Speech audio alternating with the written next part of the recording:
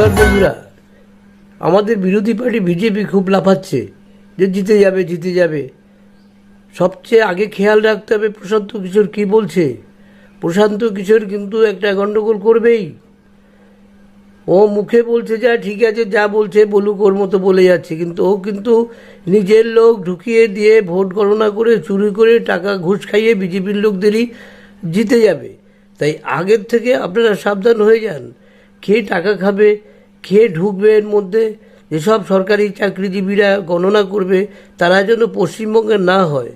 সেই ইলেকশন কমিশনারকেও তাই বলছি, আপনারা দেখুন যারা ভোট গণনা করবে এবং যারা এই ভোটের বাক্সগুলো ঠিকঠাক জায়গায় নেবে, সেগুলো দিন রাত 24 ঘন্টা আপনার যতদিনে গণনা না হবে ততদিন তার পিছনে থাকতে হবে। আর যখনই ভোটের বাক্স নিয়ে বেরোবে তখনই তার পিছনেও কিন্তু সাংবাদিক থাকবে এবং বিরোধী পার্টির লোক যারা রয়েছেন তারাও থাকবে। নাইলে প্রশান্ত কিশোর কিন্তু 12টা বাজিয়েও 13টা করে নিয়ে বেরিয়ে যাবে। গত বছরেও কিন্তু ভোট খুব একটা যে খারাপ হয়েছে তা না, কিন্তু কিছু জায়গায় এমন করে নিয়েছে এবং সেই ভোটের যে প্রচুর ভোট, একটা ধরুন 100 ভোট এক জায়গায় আছে, সেই একটা বিধানসভা কেন্দ্রে ধরুন 100টা টেবিল আছে, প্রত্যেক জায়গায় এরা গিয়ে ভোট দিয়েছে এইসব ব্যক্তিরা, ফলস ভোট। মানে এখানেও 100 নাম আছে, ওই টেবিলেও 100 নাম আছে, পরের টেবিলেও 100 নাম আছে, এইরকম করে ভোট দিয়ে এরা জিতেছে। পশ্চিমবঙ্গের বামফ্রন্টও তাই করেছে।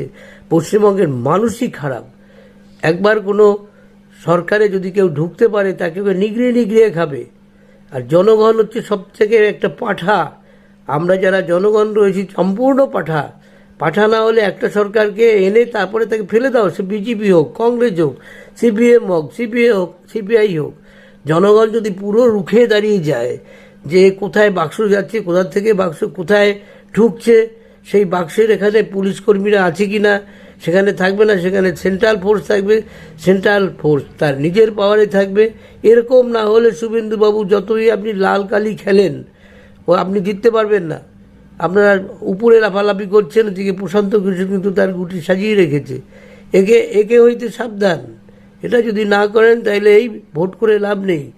আর ভোটের কেন্দ্রের ভেতরে আগেও বলেছি আমি, যেখানে ভোট হয় সেখানে কেন্দ্রীয় সরকারের একজন জবরদস্ত তার নিজের পাওয়ারে ওখানে বসবে। কোনো ফলস ভোট যদি দিতে আসে, তাকে যদি কোনো রকম কমপ্লেন হয় তার ঘাড় ধরে বের করে দেবে।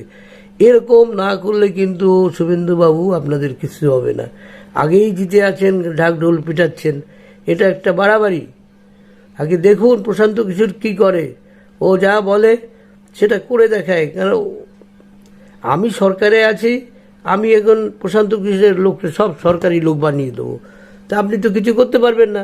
তারা ভোট গুনবে, ভোট গুনতে গিয়ে 100 জায়গায় 500 বলে দিল। আমি তৃণমূলকে একাকে দোষ দিচ্ছি না, এটা সিপিএম করে গেছে, ওটা দেখে এরাও করছে। আবার বিজেপি আসলে বিজেপিও করবে, এটা কারোর ব্যাপার নেই। তবে কি পাল্টাতে হবে, না পাল্টালে জনগণের অসুবিধা। এটা আগে করুন, পাল্টে দিন। বাক্স ভোট হলে বাক্সের পিছিয়ে থাকতে হবে যে কদিনের গোনানো হবে, এবং সেখানে প্রশান্ত কিশোরের লোক যেন গুনতে না ঢোকে। বাইরের রাজ্যের থেকে লোক এনে, শুভেন্দুবাবুকে বলছি, ইলেকশন কমিশনারকেও বলছি, বাইরের লোক ডেকে এনে ভোট গণনা করবে, ডিক্লেয়ার করে চলে যাবে। পয়সা এই সরকারকেও দিতে হবে, পয়সা বাইরে থেকে আনলে তাকেও দিতে হবে। হয়তো যেখানে 1 কোটি টাকা খরচ হবে সেখানে 1.5 কোটি খরচ হতে হবে। এবং ভোটের বাড়িতে যেতে হবে, বাড়িতে গিয়ে ভোটের যেসব যারা ভোট দেবে তাদের বাড়ি থেকে ডেকে এনে ভোট দেওয়া হবে।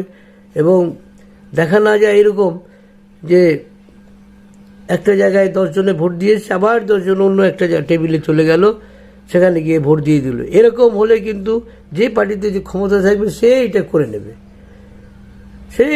নেবে। তাই এই ক্ষেত্রে আপনাদের সেন্ট্রাল ফোর্স তার নিজের পাওয়ারে চলবে।